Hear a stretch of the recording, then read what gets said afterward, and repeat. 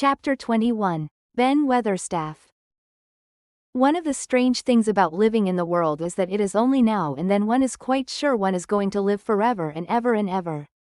One knows it sometimes when one gets up at the tender solemn dawn time and goes out and stands alone and throws one's head far back and looks up and watches the pale sky slowly changing and flushing and marvelous unknown things happening until the east almost makes one cry out. And one's heart stands still at the strange unchanging majesty of the rising of the sun, which has been happening every morning for thousands and thousands and thousands of years. One knows it then for a moment or so. And one knows it sometimes when one stands by oneself in a wood at sunset and the mysterious deep gold stillness slanting through and under the branches seems to be saying slowly again and again something one cannot quite hear, however much one tries. Then sometimes the immense quiet of the dark blue at night with millions of stars waiting and watching makes one sure. And sometimes a sound of far-off music makes it true. And sometimes a look in someone's eyes. And it was like that with Colin when he first saw and heard and felt the springtime inside the four high walls of a hidden garden. That afternoon the whole world seemed to devote itself to being perfect and radiantly beautiful and kind to one boy. Perhaps out of pure heavenly goodness the spring came and crowded everything it possibly could into that one place. More than once Dickon paused in what he was doing and stood still with a sort of growing wonder in his eyes, shaking his head softly. It is gradely, he said. I'm 12 goin' on 13 and there's a lot o' afternoons in 13 years, but seems to me like I never seed one as gradely as this, air. Aye, it is a gradely one, said Mary, and she sighed for mere joy. I'll warrant it's the gradliest one as ever was in this world. Does think, said Colin with dreamy carefulness. As happen it was made loika this, air all o' purpose for me? My word, cried Mary admiringly, that there is a bit o' good Yorkshire. They'rt shapen first rate that art. And delight reigned. They drew the chair under the plum tree, which was snow white with blossoms and musical with bees. It was like a king's canopy, a fairy king's. There were flowering cherry trees near and apple trees whose buds were pink and white, and here and there one had burst open wide. Between the blossoming branches of the canopy bits of blue sky looked down like wonderful eyes. Mary and Dickon worked a little here and there and Colin watched them. They brought him things to look at, buds which were opening, buds which were tight closed, bits of twig whose leaves were just showing green. The feather of a woodpecker which had dropped on the grass, the empty shell of some bird early hatched. Dickon pushed the chair slowly round and round the garden, stopping every other moment to let him look at wonders springing out of the earth or trailing down from trees. It was like being taken in state round the country of a magic king and queen and shown all the mysterious riches it contained. I wonder if we shall see the robin? Said Colin. They'll see him often enow after a bit, answered Dickon. When eggs hatches out little chap he'll be kep, so busy it'll make his head swim. They'll see him flyin' backward and, for a carryin' worms nigh as big as himsel, and, that much noise. Goin' on in nest when he gets there as fair flusters him so as he scarce knows which big mouth to drop first piece in. And, gappin' beaks and, squawks on every side. Mother says as when she sees work a robin has to keep them gappin' beaks filled, she feels like she was a lady with nothin' to do. She says she's seen little chaps when it seemed like sweat must be droppin' off 'em, though folk can't see it. This made them giggle so delightedly that they were obliged to cover their mouths with their hands, remembering that they must not be heard. Colin had been instructed as to the law of whispers and low voices several days before. He liked the mysteriousness of it and did his best, but in the midst of excited enjoyment it is rather difficult never to laugh above a whisper. Every moment of the afternoon was full of new things and every hour the sunshine grew more golden. The wheeled chair had been drawn back under the canopy, and Dickon had sat down on the grass and had just drawn out his pipe when Colin saw something he had not had time to notice before. That's a very old tree over there, isn't it? He said. Dickon looked across the grass at the tree and Mary looked and there was a brief moment of stillness. Yes, answered Dickon, after it, and his low voice had a very gentle sound. Mary gazed at the tree and thought. The branches are quite grey and there's not a single leaf anywhere, Colin went on. It's quite dead, isn't it? Aye, admitted Dickon. But them roses as has climbed all over it will near hide every bit oth dead wood when they're full o' leaves and flowers. It won't look dead then. It'll be prettiest of all. Mary still gazed at the tree and thought. It looks as if a big branch had been broken off, said Colin. I wonder how it was done. It's been done many a year, answered Dickon. With a sudden relieved start and laying his hand on Colin. Look at that robin, there he is. He's been foragin' for his mate. Colin was almost too late, but he just caught sight of him, the flash of red-breasted bird with something in his beak. He darted through the greenness and into the close-grown corner and was out of sight. Colin leaned back on his cushion again, laughing a little. He's taking her tea to her. Perhaps it's 5 o'clock. I think I'd like some tea myself. And so they were safe. It was magic which sent the robin, said Mary secretly to Dickon afterward. I know it was magic. For both she and Dickon had been afraid Colin might ask something about the tree whose branch had broken off 10 years ago. And they had talked it over together, and Dickon had stood and rubbed his head in a troubled way. We moon look as if it wasn't no different from other trees, he had said. We couldn't never tell him how it broke, poor lad. If he says anything about it we moon try to look cheerful. Aye, that we moon, had answered Mary. But she had not felt as if she looked cheerful when she gazed at the tree. She wondered and wondered in those few moments if there was any reality in that other thing Dickon had said. He had gone on rubbing his rust-red hair in a puzzled way, but a nice comforted look had begun to grow in his blue eyes. Mrs. Craven was a very lovely young lady, he had gone on rather hesitatingly. And, mother, she thinks maybe she's about Misselthwaite many a time lookin' after Mester Colin. Same as all mothers do when they're took out world. They have to come back, sees. Happen she's been in the garden and, happen it was her set us to work, and, told us to bring him here.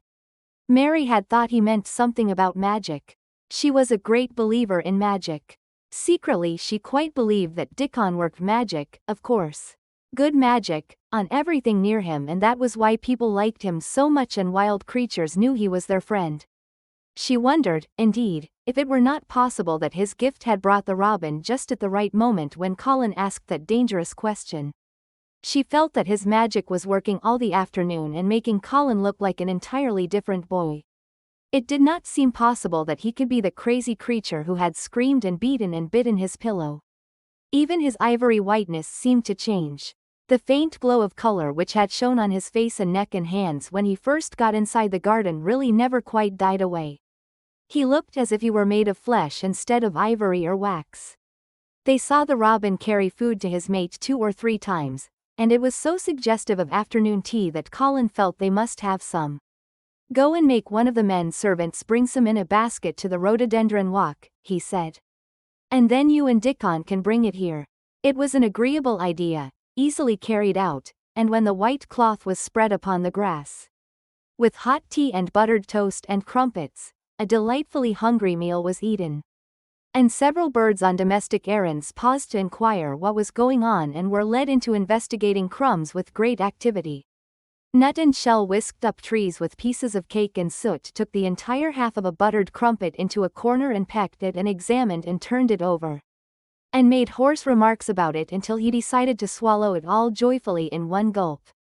The afternoon was dragging towards its mellow hour.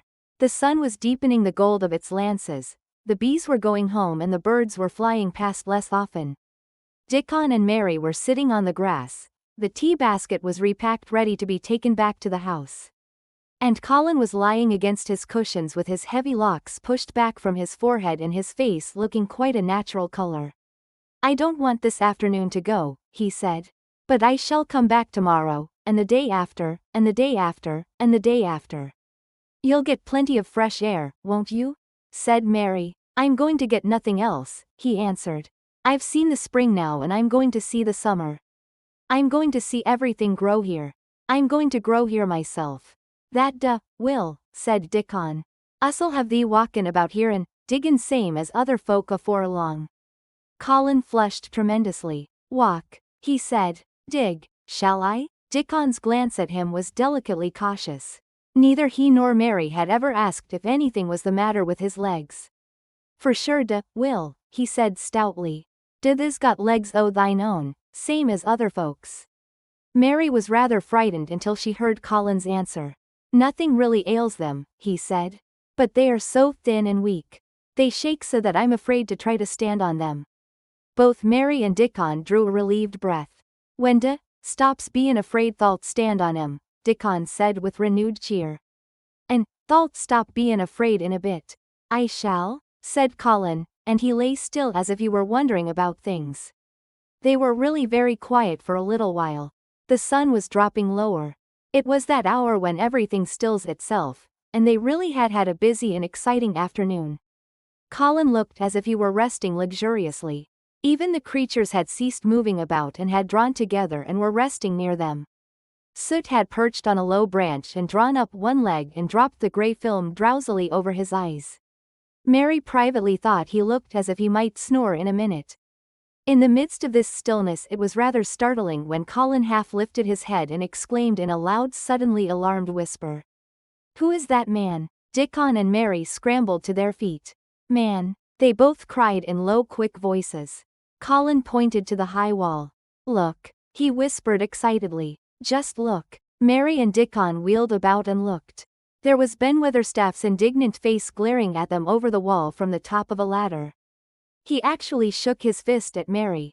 If I wasn't a bochilder, and was a wench o' mine, he cried, I'd give thee a hidden. He mounted another step threateningly as if it were his energetic intention to jump down and deal with her. But as she came toward him he evidently thought better of it and stood on the top step of his ladder shaking his fist down at her. I never thought much o' thee. He harangued. I couldna abide thee first time I set eyes on thee. A scrawny buttermilk-faced young besom, a loose askin' questions and pockenda, knows where it wasna, wanted. I never knowed how got so thick me. If it hadna been for Robin drat him. Ben Weatherstaff, called out Mary, finding her breath. She stood below him and called up to him with a sort of gasp. Ben Weatherstaff, it was the Robin who showed me the way. Then it did seem as if Ben really would scramble down on her side of the wall, he was so outraged. Young bad, he called down at her. Layin' badness on a Robin not but what he's impudent enow for anythin'. Him showin' thee way. Him, young. Now she could see his next words burst out because he was overpowered by curiosity. However this world did get in? It was the Robin who showed me the way, she protested obstinately. He didn't know he was doing it but he did. And I can't tell you from here while you're shaking your fist at me. He stopped shaking his fist very suddenly at that very moment. And his jaw actually dropped as he stared over her head at something he saw coming over the grass toward him. At the first sound of his torrent of words Colin had been so surprised that he had only sat up and listened as if he were spellbound. But in the midst of it he had recovered himself and beckoned imperiously to Dickon. Wheel me over there, he commanded. Wheel me quite close and stop right in front of him. And this, if you please, this is what Ben Weatherstaff beheld and which made his jaw drop. A wheeled chair with luxurious cushions and robes which came toward him looking rather like some sort of state coach. Because a young Rajah leaned back in it with royal command in his great black-rimmed eyes and a thin white hand extended haughtily toward him. And it stopped right under Ben Weatherstaff's nose. It was really no wonder his mouth dropped open. Do you know who I am? Demanded the Rajah. How Ben Weatherstaff stared. His red old eyes fixed themselves on what was before him as if he were seeing a ghost. He gazed and gulped a lump down his throat and did not say a word. Do you know who I am? Demanded Colin still more imperiously. Answer. Ben Weatherstaff put his gnarled hand up and passed it over his eyes and over his forehead and then he did answer in a queer shaky voice. Who art? He said. Aye, that I do mother's eyes starrin' at me out o' face. Lord knows how come here. But they'rt poor cripple. Colin forgot that he had ever had a back. His face flushed scarlet and he sat bolt upright. I'm not a cripple, he cried out furiously. I'm not. He's not, cried Mary, almost shouting up the wall in her fierce indignation. He's not got a lump as big as a pin. I looked and there was none there, not one. Ben Weatherstaff passed his hand over his forehead again and gazed as if he could never gaze enough. His hand shook and his mouth shook and his voice shook. He was an ignorant old man and a tactless old man, and he could only remember the things he had heard.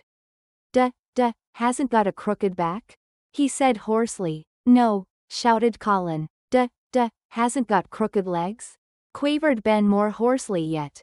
It was too much. The strength which Colin usually threw into his tantrums rushed through him now in a new way. Never yet had he been accused of crooked legs, even in whispers, and the perfectly simple belief in their existence, which was revealed by Ben Weatherstaff's voice, was more than Rajah flesh and blood could endure. His anger and insulted pride made him forget everything but this one moment, and filled him with a power he had never known before, an almost unnatural strength. Come here, he shouted to Dickon, and he actually began to tear the coverings off his lower limbs and disentangle himself. Come here, this minute. Dickon was by his side in a second. Mary caught her breath in a short gasp and felt herself turn pale. He can do it, he can do it, he can do it. He can, she gabbled over to herself under her breath as fast as ever she could. There was a brief fierce scramble, the rugs were tossed on the ground. Dickon held Colin's arm, the thin legs were out, the thin feet were on the grass. Colin was standing upright as straight as an arrow and looking strangely tall, his head thrown back and his strange eyes flashing lightning. Look at me, he flung up at Ben Weatherstaff. Just look at me, you. Just look at me. He's as straight as I am, cried Dickon. He's as straight as any lad Yorkshire. What Ben Weatherstaff did, Mary thought queer beyond measure. He choked and gulped, and suddenly tears ran down his weather-wrinkled cheeks as he struck his old hands together. He burst forth. Lies folk tells. Thay'rt as thin as a lathan, as white as a wraith, but there's not a knob on thee. Lieutenant, make a mon yet. God bless thee. Dickon held Colin's arm strongly, but the boy had not begun to falter. He stood straighter and straighter and looked Ben Weatherstaff in the face. I'm your master, he said. When my father is away. And you are to obey me. This is my garden. Don't dare to say a word about it. You get down from that ladder and go out to the long walk, and Miss Mary will meet you and bring you here. I want to talk to you. We did not want you, but now you will have to be in the secret. Be quick. Ben Weatherstaff's crabbed old face was still wet with that one queer rush of tears. It seemed as if he could not take his eyes from thin straight Colin standing on his feet with his head thrown back. Lad, he almost whispered. My lad. And then remembering himself, he suddenly touched his hat gardener fashion and said, Yes, sir, and obediently disappeared as he descended the ladder.